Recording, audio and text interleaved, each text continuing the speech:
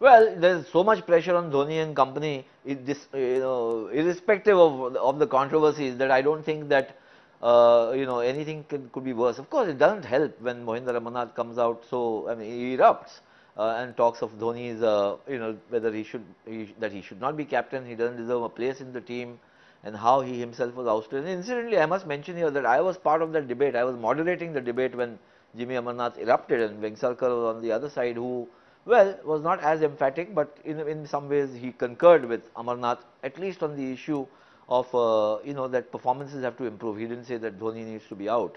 But my only issue with Amarnath is that is this properly timed? Is this? I mean, he could have said this when he quit the selection committee. He could have said this when India were playing New Zealand. To say it when India is really struggling down in the dumps on the eve of the fourth test, yeah, maybe he needs to score a point, but I don't know whether it's the best thing to do. And the other controversy, about Dhoni having submitted some kind of a report or a complaint to the BCCI about Gambhir. Frankly, I don't know the veracity of this. I don't know how far it's true. I find it silly if somebody has done it. Why would, I mean, he could easily drop Gambhir from the playing 11 on grounds of discipline. He could have spoken to the selectors and the BCCI when the team was being chosen in Kolkata after the third test if he didn't want Gambhir in. Some of this seems to be old hat being kind of replayed now.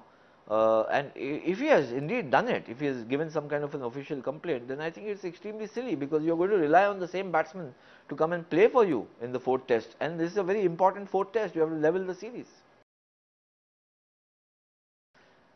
Well, as I mentioned earlier, I'm not so sure of the veracity of this controversy, whether it's is something that was perhaps discussed in the dressing room amongst team members, generally speaking, whether it's an official complaint, which I find it a little hard to believe, I must say here. Why would somebody who's, so unhappy with a player get him into the team and say these things and then expect the same player to perform well? It seems a little far-fetched to me. But as none of these things obviously help the Indian team's cause. So whatever comes in terms of controversy is obviously going to be putting even greater pressure.